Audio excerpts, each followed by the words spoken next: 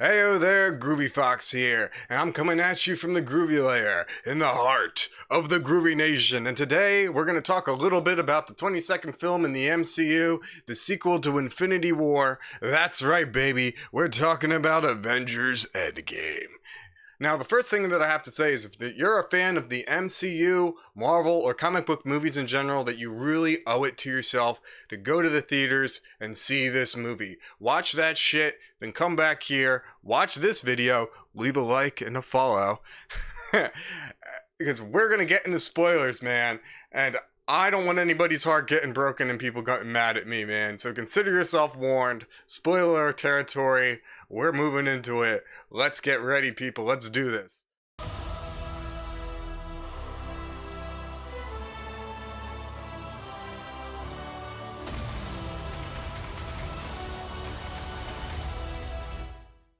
Alright, now the first thing that I want to say is this movie is an emotionally charged film in a way that a lot of the MCU flicks really aren't, man. It's a powerful experience that really drives home the traumatic aftermath of the events of Infinity War, you know? And when I'm talking aftermath, I don't mean consequences like the Sokovia Accords, where people are going to have a political disagreement and go rock'em sock'em robots on each other, man.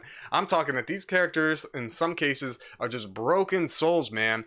And it's something that I didn't really expect to see in this film, you know? I didn't expect to see Tony Stark floating around in outer space, running out of oxygen, waiting to die, man. There are some bleak moments in this, you know? He's up there, recording his last will and testament onto his helmet recorder. He doesn't even know if he's gonna make it back to Earth, or if Pepper Potts is ever gonna see this message, man. And that's pretty early on in the film, and it kind of sets up the stakes for the rest of the movie, man. You know, even when Captain Marvel comes in and swoops down and pushes the ship back to Earth like an intergalactic tow truck, you know, it's definitely stuff that you're not expecting to see, you know. I didn't expect to see Black Widow break down her kind of icy exterior and show some vulnerability, you know, talk about how the Avengers were the people that she cared about. They were her family, you know. She's a lot more human at points in this film than I think I've seen her in any other films in the MCU, man. And it was definitely refreshing. It was good to see. I didn't expect to see Hawkeye's whole family disappear, man, because that's how this movie starts out. Right before the credits roll, you get to see Hawkeye out on a nice family picnic with his wife, his daughter, his sons. He goes around, I think he goes to grab some more hot dogs or something, and he comes back. Everybody's gone, man. And he wasn't part of the events of Infinity War. He's not really sure what was going on. He wasn't in the thick of it, man. So you see that shock and that look of grief on his face, man. And that lets you know what kind of setting that we're going to have, especially in the first act of this film, man. And it was great, you know. I was seeing things in this film that I didn't expect that I was going to see. You know, this movie starts up after they get back to Earth with Tony Stark. Captain Marvel, they got her on board. They're going to go try to hunt him down. Tony doesn't want anything to do with it, man. He's emotionally broken. His confidence is just shattered. You know, and for a guy that is usually so full of swagger, that can be kind of jarring, man. But the rest of the Avengers, they get together. They go out, roll up on Thanos like a death squad, man. I'm talking, he's pretty much used the gauntlet a second time to destroy the stone so nobody can undo it. But it almost killed his ass, man. His arms all burn up. He's pretty much on death's door, man. He looks like he's pretty much dying. So Captain Marvel kicks his damn door and beats the shit out of him. Way to go, Captain Marvel. Girl power. You just beat up a dying one-armed man. And then Thor comes in, man, and he cuts off his damn arm. And then he fucking cuts his head off. I was like, oh shit. Did they just go there? Like, seriously, man, they murdered his ass. I know he just killed half of the people in the universe, but damn! I wasn't expecting to see that crap, man. And that's the beginning of the movie. There's a lot of emotional weight to the actions in this film, especially the first act. And it's a lot of stuff that I wasn't expecting to see. I never thought I would see that in an Avengers movie. And then yet, here we are. We're seeing it, man. Now, after they kill Thanos, the story jumps ahead 5 years, and you get to see more consequences of how everything kind of transpired after he's gone. Hawkeye, in his rage and grief, has gone full-on John Wick on people, man. He's taken his frustration out on criminals that he doesn't think deserve to survive the snap. He tells the guy, they got Thanos. you get me, man. And then he's just murdering them. Like out in the middle of the street, he slits this guy's throat. This is the MCU, man. How long did it take the X-Men movies for them to get some blood on Wolverine's claws? I wasn't expecting to see this shit, dude. If you want darkness and maturity in a film, in a comic book film, take notes, DC. This is how you do it without it coming off as hokey and heavy-handed. This is a story that requires the tone that's set for it. This is how you do it the right way. And I still like your movies okay, but you guys got some work to do. Just saying, you know. Ant-Man gets out of the quantum zone. For him, it's only been 5 minutes. It's been 5 years for everybody else. Ant-Man's usually pretty funny and pretty bouncy, pretty lighthearted of a character, man. But even when he comes out, he's not sure who all survived. He knows that Hope's gone. He knows that Hank Pym's gone. He thinks his daughter's gone. And he's just in this panic trying to figure out whether she's still alive or not. And when they actually see each other, even though she's 5 years older and is pretty much an adult at this point, you know, seeing their reunion, man, it's just got a lot more emotional weight to it than what I was expecting out of this film, you know? Some characters, they don't come off as much of in a dire situation as some of the others, you know? Even Tony Stark, after the 5-year mark, it turns out that him and Pepper Potts had a daughter, and he actually likes his life. Cap has more or less accepted things. He's part of a support group helping other people move on, which is pretty true to his character. You know, he's usually pretty even-headed and kind of like a voice of reason in most situations in Marvel, you know? But then you have Hulk. Hulk and Banner have fused together into a smart Hulk or a Professor Hulk, whatever you want to call it. And I would have liked some more time spent on that because they more or less explain that away in like one sentence. They say something like, I spent 18 months in a gamma chamber or something like that. You know, I decided to stop fighting it and start embracing it, you know. And it's pretty cool to see the Hulk like that, but I feel like the explanation for that was kind of given in a kind of like a throwaway, and it really wasn't that satisfying if you ask me. So I would have liked to see a little bit more there. And then towards the end of the first act, you get to see Thor. Now, Thor's taken this really hard. He's realized that killing Thanos didn't solve anything. He's still failed, and he's taking that failure out on himself, man. He's been sitting around drinking all day and just sitting up in his house. He's wearing hoodies. He's got a dad bod. He's got a pot belly. He looks like the dude from The Big Wachowski, man. It was hilarious. And I wasn't expecting to see Thor like that, man. I keep seeing them do more and more with Chris Hemsworth as Thor. And they better keep having him in it, man, because he's funny as shit, man. And he has a lot more range than I think people give him credit for. And it was just great, again, to see things that I wasn't expecting to see in that film. And they pulled it off, man. I didn't know that I wanted to see the characters in these kinds of situations, but it totally worked. Alright, now once they realize that they can move through time, they realize that the best way to take care of the situation is not to stop the snap from happening, but to go into the past and retrieve the Infinity Stones so they can undo the snap in their present. If they go into the past and try to change things, it'll create an alternate reality on another timeline. It won't actually change the events that have already transpired. It's already happened, you can't undo it. All you can do is try to change it for somebody else. That's the law of time travel in this movie, I guess. I don't know. It's the fuzzy mechanics of a precise mechanism, obviously. So they go back, and you get to see more character interactions going into the second half of the film, which is set up kind of like a time heist. And a lot of it pays off really well, too. You get to see Tony Stark go into the past and meet his father. That was great, because they actually have a heart-to-heart. He's always had a lot of animosity with his father, like they didn't get along very well. But when he meets him, and his father doesn't know who Tony really is, it was pretty touching. I gotta admit, man, I really liked that. When you go into the past, and Captain America sees Peggy Carter, I almost thought for a second that he was going to stay in the past and not come back to the present. It was great. Like, I wasn't sure what was going to happen. Like, the movie had already thrown me for so many loops. I was like, damn, where are they going to go with this? It was crazy, man. I loved it, you know? Thor goes back to the events of Thor the Dark World and sees his dead mother, man. He cries. He's not supposed to tell anybody that he's from the future, but he just breaks down.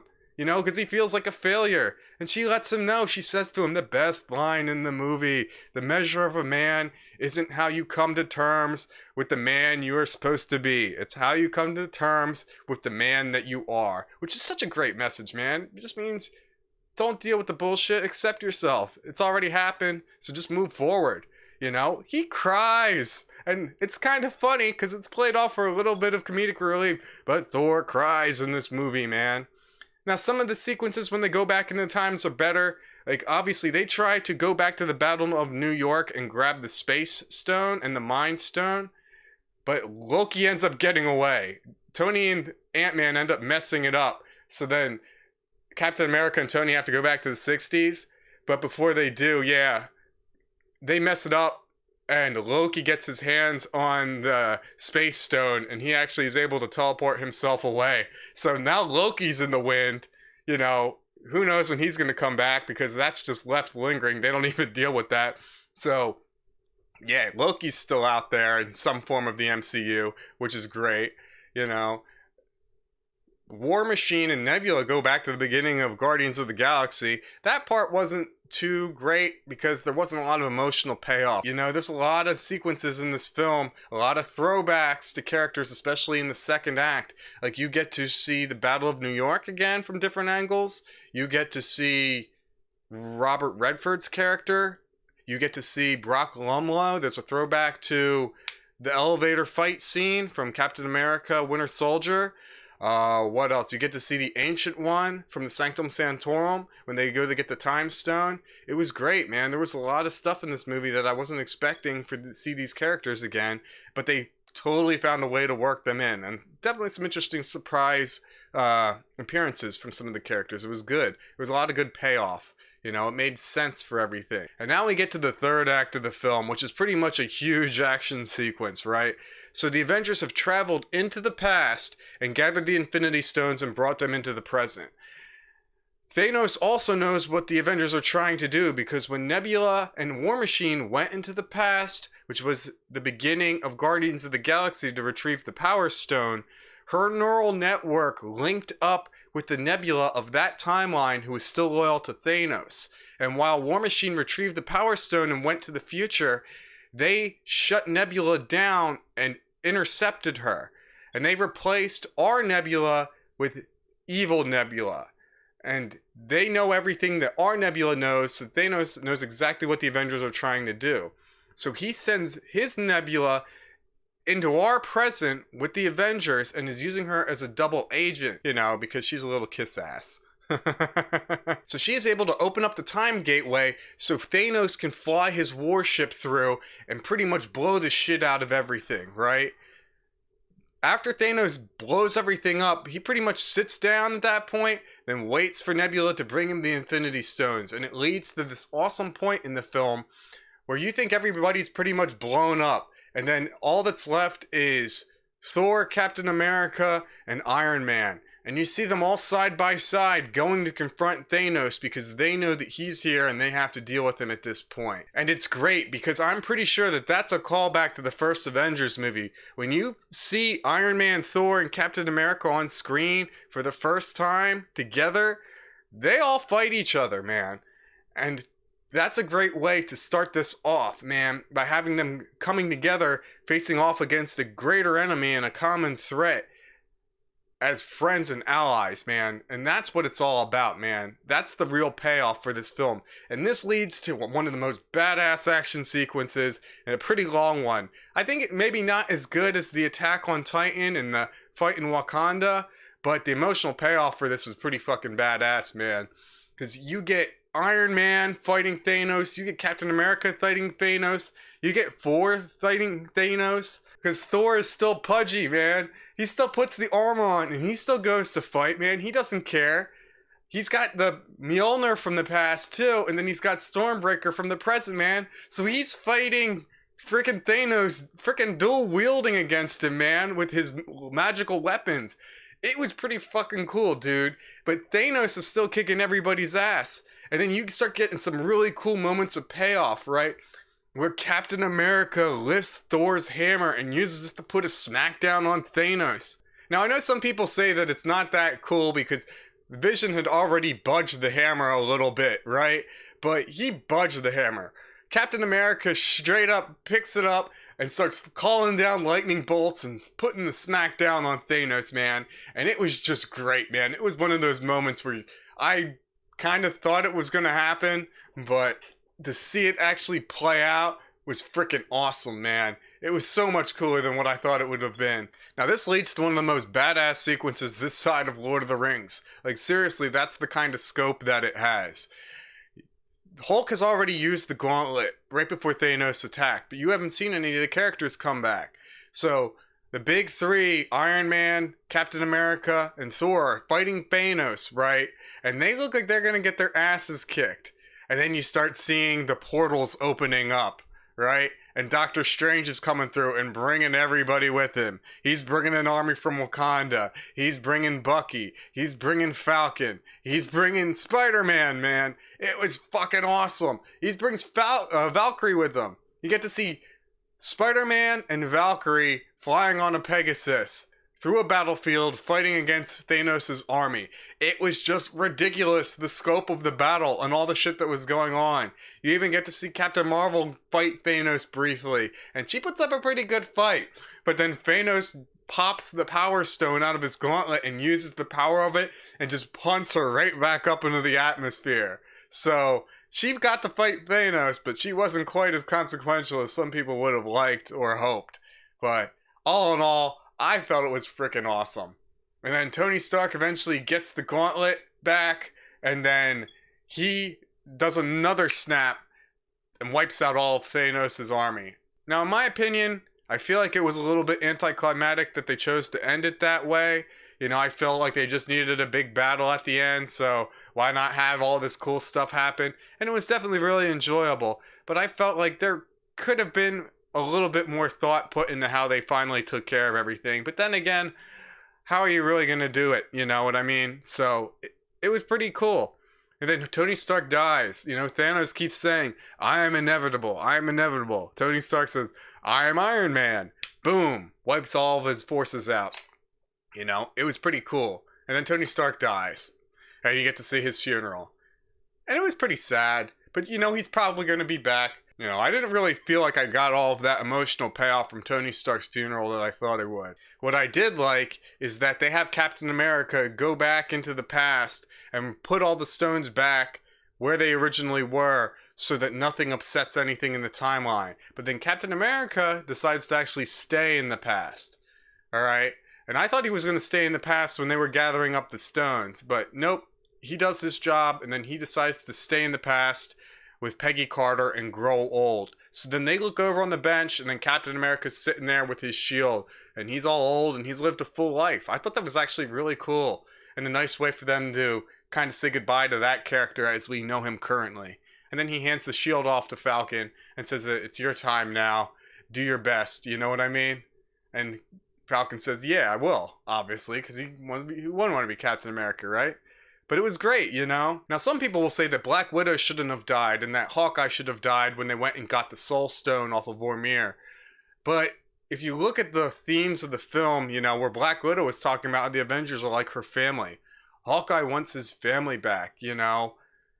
There was more that Hawkeye had at stake than Black Widow did. And in the themes of the film, you know, Hawkeye, in my opinion, kind of embodies a lot of the themes in the film, you know? The loss, the grief, the struggle against the inevitability and to accept it, to fight back against it, to try to change it. And then in the end, he gets reunited with his family, you know? I'm interested to see where they're going to go with the characters, you know, because when everybody gets back, 5 years has passed. So Spider-Man is still the same age as he was before this movie in the events of Infinity War. Everybody else has gotten older, though when they show Ned Leeds at the end of the movie, he's the same age. So I'll be really interested to see how they move forward with everything in the Marvel movies in the MCU. I'm really looking forward to Spider-Man Far From Home now because it's going to wrap up Phase 3 and it'll be the first film that is post Endgame. So it'll be our first landscape at things after Endgame, even though I'm sure it'll be relatively self-contained in its own story. But all in all, though, I feel like when people watch Infinity War and then they have Endgame and they watch them side by side and put them together as one package, I feel like it's going to make both movies even better.